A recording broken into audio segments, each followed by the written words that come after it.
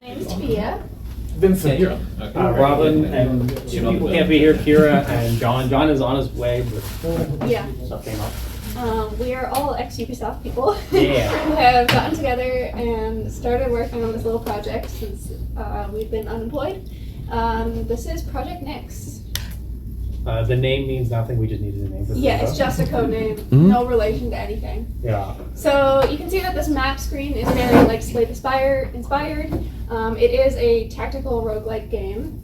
And yeah, the map screen, eventually we want to do more complicated, like 3D overworld. Yeah. But right now it's pretty much a Slay the Spire clone, Yeah. just to get the functionality of node traversal working. I'll pick a path that has other nodes in it. So this is the combat. As you can see, it's a hex grid. We chose to do a 3D hex grid because we haven't seen that done in a lot of tactical strategy games. And we had somebody, another team member, Aaron, Yeah. who started out with us, and he really likes hex grids. So he wanted to do hex grids. And the hex grid is being procedurally generated entirely, so every time you load in the level, like, Yeah. all the elevation stuff. It's always the same general area, but yeah, And that's- here comes our fourth Oh, is team John here? member. Hello, John. We just started. Yeah, you can see like we got turn order on the side there. That's just being determined by the classes, their speeds, whatnot. So this guy is his current turn. So all you have to do is click on him. You get your movement ranges. It's all being done through like a shader.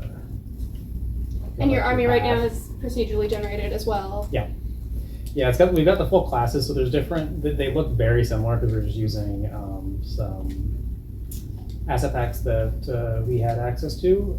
We plan to replace them obviously later. That'll help kind of do things. Oh, so the guy came and attacked me. Yeah, you can show like the enemy's movement range. You can also highlight them to see like where a particular enemy might go. And then we've got combat. I mean, it's basically getting to the point where we're about 6 weeks into development now, so it's still fairly early, but it's almost to the point where it's a playable game. It's not balanced. You lose pretty heavily. We literally the last thing we did before we left was half the amount of damage the enemies do because they just were killing you through attrition because there's no healing or leveling up. So like you don't scale very well. But yeah, I'll just quickly get through this.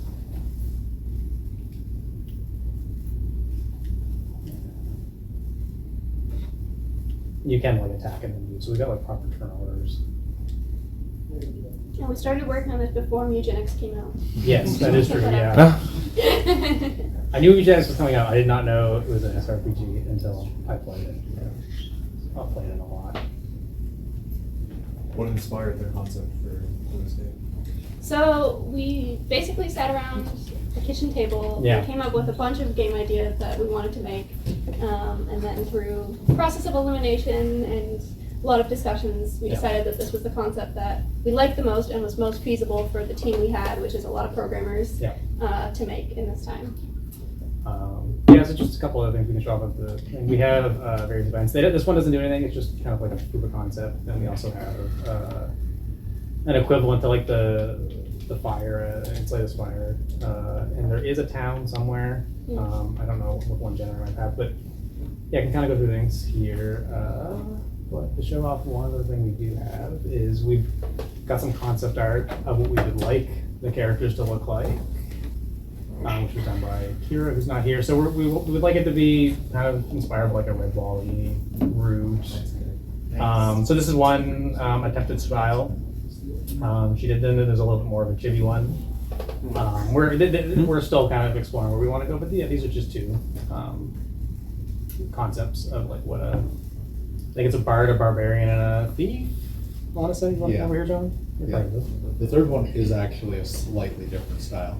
Is it slightly different? Very slightly. Is it? I wasn't scrolling that because I thought it was just the same one pasted twice by accident, but yeah, maybe it is slightly different. Oh yeah, it's more rendered. Okay. So yeah, there's a third style. Yeah, I don't know if there's much more to say on that anyway. No, you covered it well. Yeah, that's where we are. This is about 6 weeks ish. Yeah.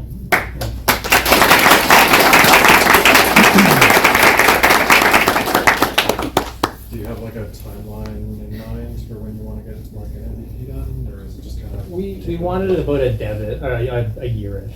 Okay. So we'll see where we are. We plan to go to the Game Connect in June, maybe Halcon, depending on how that goes, stuff like that. Yeah. Yeah. Any other questions? Yeah. I'm so curious, in this short period, have you had any big learnings about, Yeah. working together in this way, which is a bit different maybe from... So the first thing we learned is that GitHub's LFS storage is really small for free, so we hit that cap in a day. Yeah, like 4 people checked out the project and we blew through, it's like 20 gigs, something like that. So John spun up I know you're going to be talking about this maybe. Maybe. I submitted it as a talk to the XP conference. Yeah, and Sean is trying to get you to do it. How do you take like a garbage computer that you have sitting in your basement and turn it into a home server for your own DCS system? Because I didn't want to pay for that. And Yeah. I had And shitty hardware. John just put solar panels in his house, so Yeah, we're so fully we're- green. Yeah, we're fully green. Yeah, and we're using GitLab instead, which we like a little bit better because it's what we were used to. I'm used to GitLab. Yeah, it's I like It's it. way nicer GitHub. than GitHub. It's way nicer, yeah. Promise Nova Scotia uses it. Yeah, that was sort of our first big Yeah. thing. Otherwise, we've worked together quite a bit for at least 4 years minimum. So yeah, we know each other. Yeah. Is the process different working on like a smaller prototype with so many people? Like it's one thing to have like a really large project where there's clear lines of separation for like multiple people to like write code, right? But on this, you're kind of like, is there people like stepping on each other's toes, or how do you? Do you want to pull up the task board? I don't know if you have. Yeah, so we're using Hack and Plan. If anyone's ever used that, it's a game development version of Jira/Confluence kind of combined. They recently added a documents tab, which they didn't have before. Before it was all done through tasks. So we've kind of been doing a very basic version of Scrum without sprints to manage our tasks. Like a Kanban kind of- Yeah, basically a Kanban. I don't think we've really stepped on each other's toes at all. We've been pretty good about keeping each other informed of what we're doing. We're not really doing code reviews, very minimally. We just kind of say here's the thing that we've done recently.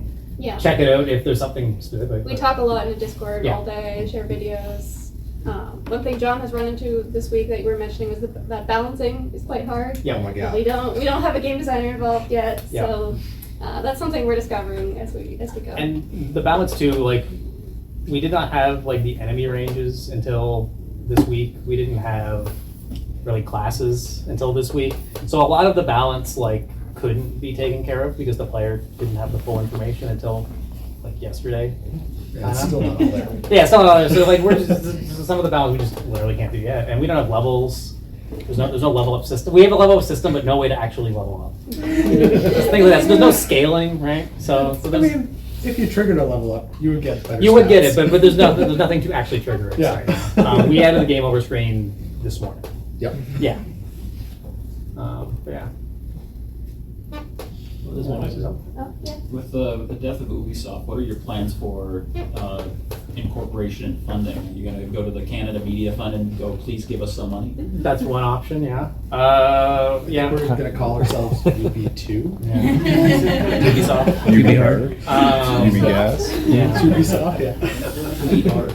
Yeah, CMF's definitely an option. I mean, there's the thing, the incubator thing that's being spun up, although I don't know how much money we can maybe get from there. But Yeah, some of you guys might have talked to Yeah. Sean already. He's doing follow-up meetings with people, so. Yeah. Yeah. Sean's working on that right now. Yeah. Yeah. So there's always potential that we'll get stuff there, but I don't know. If anyone here wants to give us money, Yes. Yeah. Yeah, I won't say no. Have you considered a cooperative? Definitely consider it. We don't know. We don't know exactly what the future is for this yet to make it definitive. But yeah, definitely considering it. I think we're all on the same page where it's a torn situation where we want to work with people, right? Yeah. We like working with people, but we also we're not super fond of not paying people, Yeah. right?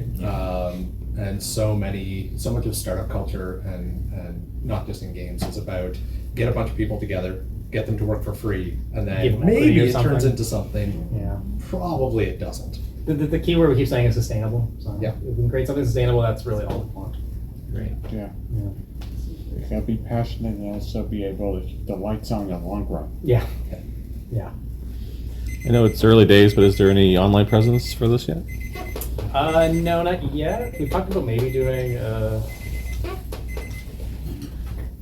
like maybe do dev blogs or something, but we'll get there one day. Yeah. It's finally the point where I wouldn't be ashamed to show it. I think the best part is we have so many screenshots and videos of the work. There's that if so we much wanted of to it. spin up a website, it wouldn't take long. Yeah, I will say like recording GIFs or videos of like features as you do them is pretty motivating and also just good for history's sake. Yeah. So do Yeah. that if you're not. Awesome. Yeah. Thank you. Cool.